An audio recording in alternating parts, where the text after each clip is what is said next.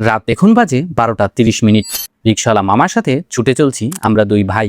মনে হচ্ছে যেন খাবারের খোঁজে বিশেষ অভিযানে বের হয়েছি। ডান দিক থেকে চলে গেল লালটা, বাম দিক থেকে সাদাটা, আর সামনে থেকে কালোটাও বিদায় নিল। এরই মধ্যে চোখে পড়ল কাবাব লাউঞ্জ। বুকের মধ্যে আশার আলো জ্বলে উঠল। কিন্তু আমাদের দিকে একবার তাকিয়েই তারা টুক করে লাইট বন্ধ করে দিল।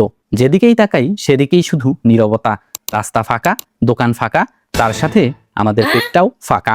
আমি অবশ্য হাসতে হাসতেই যাচ্ছিলাম, কিন্তু আমার ভাইয়ের মাথা যখন গরম হলো তখন সে রিক্সা থেকে টুক করে নেমে পড়ল খাবারের সন্ধানে। আমি দাঁড়িয়ে রইলাম ক্রিসেন্ট হাসপাতালের সামনে। হঠাৎ দেখি ভিক্ষা অফিসে চাকরি করা এক স্যার রিক্সা করে বাসায় ফিরছেন, কিন্তু রাস্তার পাশে এক হৃদয়বান মানুষকে দান করতে দেখে স্যারও টুক করে নেমে পড়লেন ভিক্ষা চাইতে। আর এদিকে আমি পেটের ক্ষুধায় রাস্তায় রাস্তায় ঘুরছি। অবশেষে এক হোটেলে ঢুকে দেখি সব খাবার প্রায় শেষ, বাকি আছে শুধু বোয়াল মাছ, ভাত, ডাল ও কালো রসালো চমচম। আমি ভাবলাম এখান থেকে উঠে গেলে আজকে রাতে উপোস নিশ্চিত। তাই আর দেরি না করে চেয়ার দখল করে বসলাম। শুরু হলো মধ্যরাতের রাজকীয় ভোজ।